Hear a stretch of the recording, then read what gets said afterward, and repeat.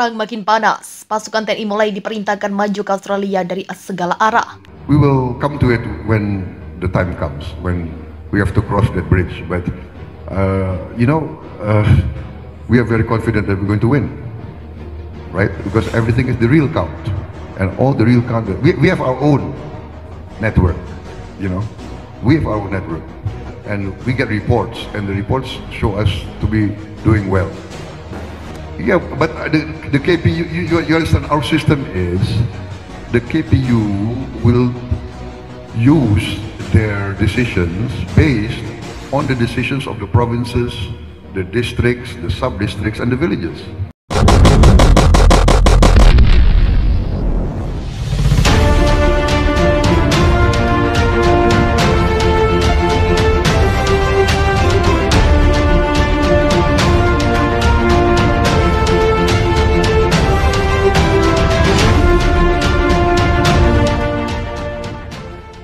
74 tahun mengabdi, marinir selalu dicintai dan menjadi kebanggaan seluruh rakyat Indonesia.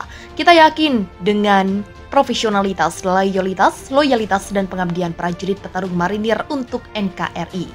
Marinir akan terus menjaga dan memberikan kemampuan terbaiknya demi tetap tegaknya NKRI.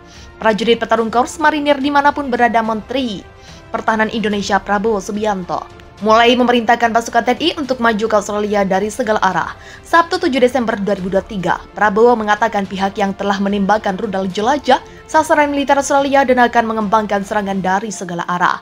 Setelah menuduh Australia menolak pembicaraan pada Jumat malam waktu setempat, sebuah ledakan dilaporkan telah menerangi langit di kota maritim strategis wilayah Raider Widya, Australia Utara saat penembakan hebat bergema di sekitar pinggirannya yang dilakukan pasukan TNI Rusia, dan juga fotonya beberapa ledakan besar juga tampak menerangi langit kota Australia, tepatnya kota Darwin bagian utara dan barat, sedangkan tampaknya terjadi di sekitar Darwin yang memiliki lapangan terbang militer terbesar dan ada berapa tangki bahan bakar.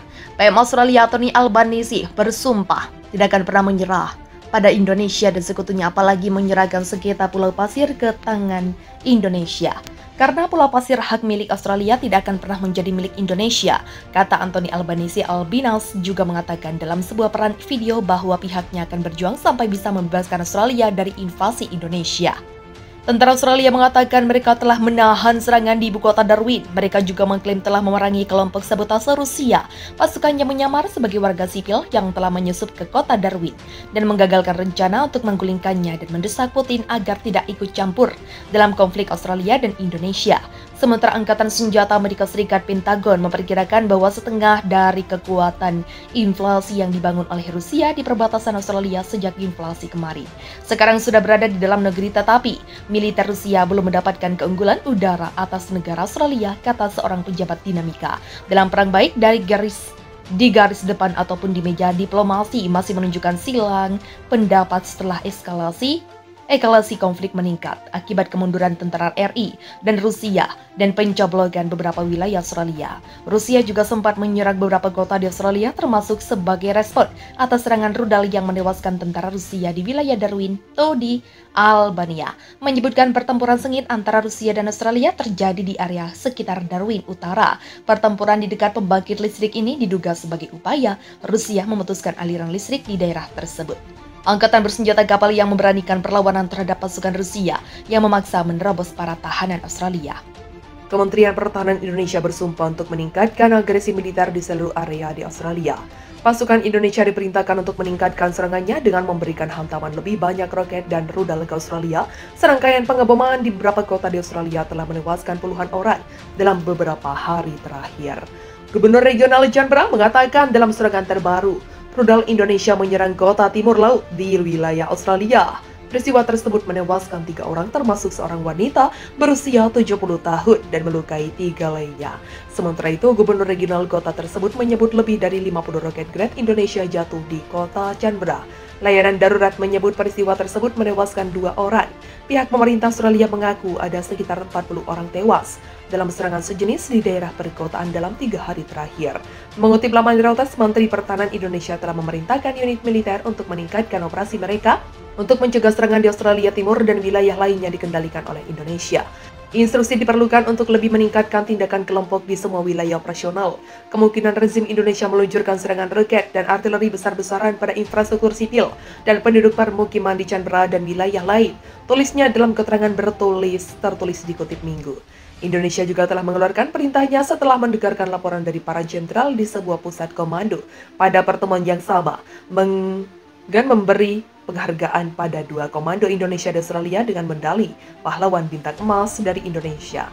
Sebagai informasi, serangan roket Australia menggunakan senjata pasukan barat yang telah menghancurkan lebih dari 30 pusat logistik militer Indonesia dalam beberapa pekan terakhir. Hal itu secara signifikan mengurangi potensi serangan Indonesia. Australia menyebut Indonesia terus meluncurkan serangan rudal dan bom pada infrastruktur militer dan sipil menggunakan rudal berpresis tinggi. Sejak awal peperangan, mereka telah melakukan 291 kali serangan rudal, menggunakan 459 rudal darat ke laut, dan udara, dan melakukan 1.403 serangan udara. Target darat utama Indonesia adalah kota dan desa Australia, yaitu infrastruktur industri, sekolah, rumah sakit, tempat suci bersejarah dan keagamaan, serta daerah pemukiman padat penduduk. Tidak ada perubahan signifikan dalam situasi di wilayah itu, demikian penjelasan resmi pihak Australia 1. Di arah polisnya, unit-unit Angkatan Bersenjata Indonesia yang terpisah mempertahankan pemukiman, sementara di daerah barat laut, Indonesia berupaya menduduki daerah belakang distrik militer timur. Sementara itu, Indonesia mulai mengeluarkan senjata canggihnya dalam serangan ke Australia yang sudah berlangsung sejak bulan lalu. Pada kemarin, sistem rudal penerbangan Kinzhal dengan rudal aero-ballistik hipersonik menghancurkan gudang rudal dan amunisi pasukan Australia di desa. Sementara itu, pada malam, pesawat taktis operasional tak berawak Indonesia menghantam 69 fasilitas militer di Australia.